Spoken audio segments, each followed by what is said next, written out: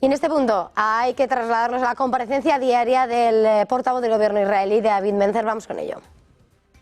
First, on the Houthis, following the missile fired at Israel in the wee small hours of Saturday morning, which hit a playground in Tel Aviv, the Prime Minister reiterated that in the same way as Israel has acted forcefully against Iran's terror proxies in its axis of evil, so too Israel will act forcefully and with determination, no matter how long it takes, against the Houthis. Israel is not alone in this stand against terror. The US and other countries see the Houthis as a threat to international maritime navigation, but also to the international order as well.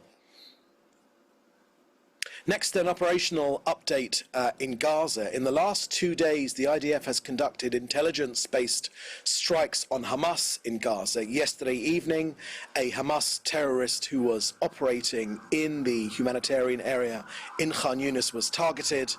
In Bet Lahia and Bet Hanun, troops eliminated terrorists and their infrastructure above and below ground. As always, prior to these strikes, many steps are taken to mitigate harm to civilians. We scan the areas, we use precise munitions, aerial surveillance, and on-the-ground intelligence as well. Again and again, Hamas terrorists systematically abuse civilian infrastructure and Gazans in violation of international law. The Hamas death cult wants to sacrifice Gazans on the altar of public opinion. The IDF targets this war against Hamas in defense of both Gazans and the citizens of Israel. And next, the latest figures from COGAT and their work getting aid into Gaza. In the last week alone, 1,025 humanitarian aid trucks carrying food, water, medical supplies, and shelter were brought into Gaza. In the same period, 1,076 trucks were distributed within Gaza to warehouses and humanitarian shelters in coordination with aid organizations and the international community. All the aid underwent security inspection. Look, we won't stop despite Hamas trying to steal the aid, to orchestrate hunger. The IDF, through COGAT, gets the aid into Gaza for aid organizations and the international community. On Friday, 5,000 litres of fuel went in, 100 patients and their caregivers from the Kamal Adwan and Al-Auda hospitals were transferred to other active hospitals in Gaza by ambulances, together with the World Health Organization. So that's the end of our briefing here today. We'll now take your questions. Please put your questions in the chat, and we'll take each one of them one by one. Okay, first question I can see here is from Jodie Cohen for Newsmax. On behalf of Israel, do you have any message for Newsmax viewers this Christmas and Hanukkah?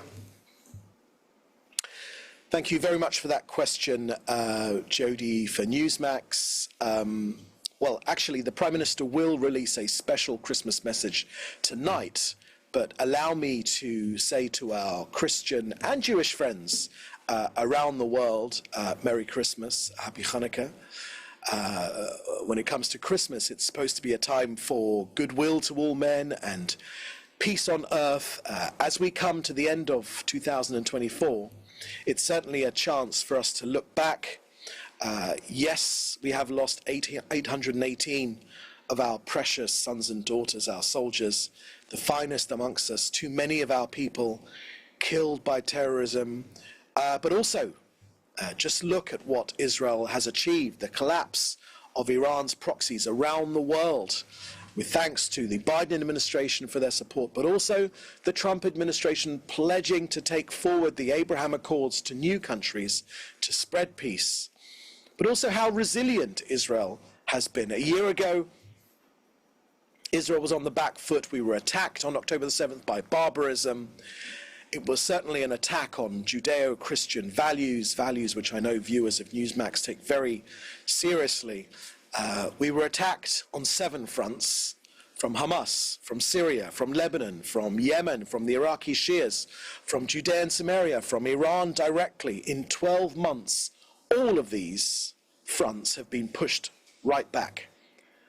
Thank God, because of the strength and the belief and the dedication of our people, thanks to the prayers of people that watch Newsmax and people of goodwill around the world, Israel is poised to achieve the greatest victory in our history. Hamas taken apart, Hezbollah again taken apart, the Assad regime collapsed, and with the Houthis too focused, too blinded by their own jihadism to read the signs. So it has been an incredible 12 months for Israel. Thank God Israel has defied the critics and come out on top.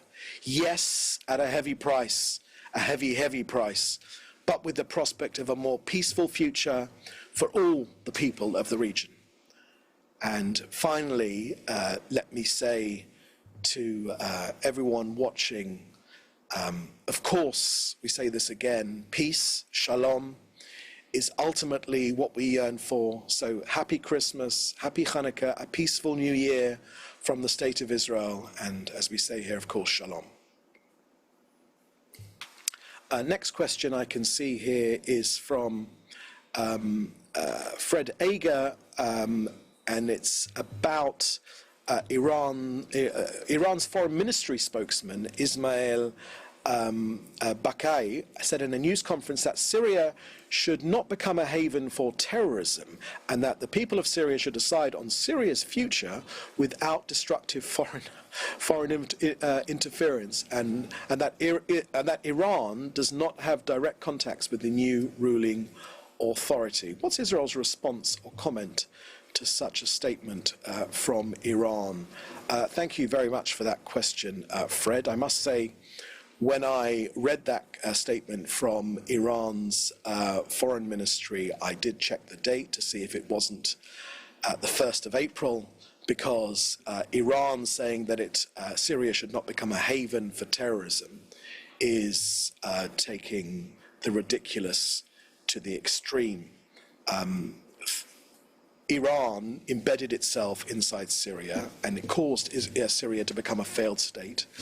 Syria, of course, imprisoned its own people, with tens of thousands of people killed by the Assad regime, 500,000 people dead, caused by the Assad regime in their civil war.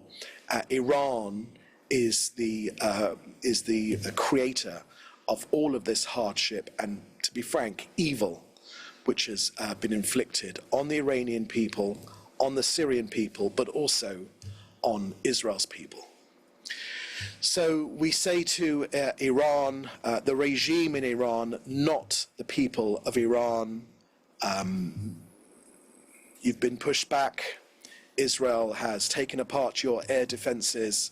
Israel has exposed your hatred towards our people, and ultimately, of course, we know very, very well that Iran, the regime in Iran, is the head of the octopus. We've destroyed major parts of Iran's air defense system and missile manufacturing capabilities. We've demolished a significant component of the Iranian nuclear program.